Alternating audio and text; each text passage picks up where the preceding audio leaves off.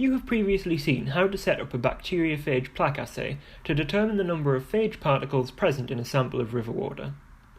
Molten agar was mixed with E. coli cells and river water containing an unknown amount of bacteriophage.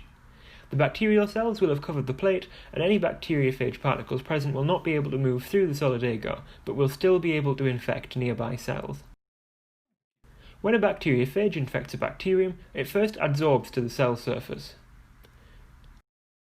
This enables it to inject its genome into the bacterial cytoplasm, where it is able to replicate and create hundreds of copies of itself.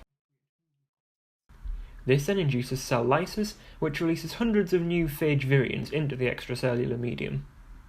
However, in this plaque assay, these phage particles will be trapped in the solid agar, so can only go on to infect neighbouring cells. This leads to the formation of small spots of dead cells, called plaques, that have resulted from an initial infection of a single bacterium.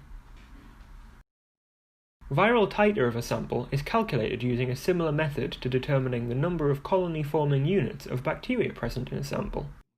First, the most appropriate plate for counting is selected. This plate contains too few plaques, and this plate contains too many plaques for counting. The 10 to the minus 1 dilution plate is the most suitable. Next, the number of plaques is counted. You inoculated 1 ml of river water sample onto each plate, so no adjustment is required to calculate the number of plaques per ml. However, you did dilute the original sample before plating out, so you will still need to take this into account. Here, you will multiply by 10. This sample contains 290 plaque-forming units per ml. PFU per ml is a measure of the number of infectious bacteriophage particles present in a sample. Try calculating the PFU per ml of this river water sample on your own.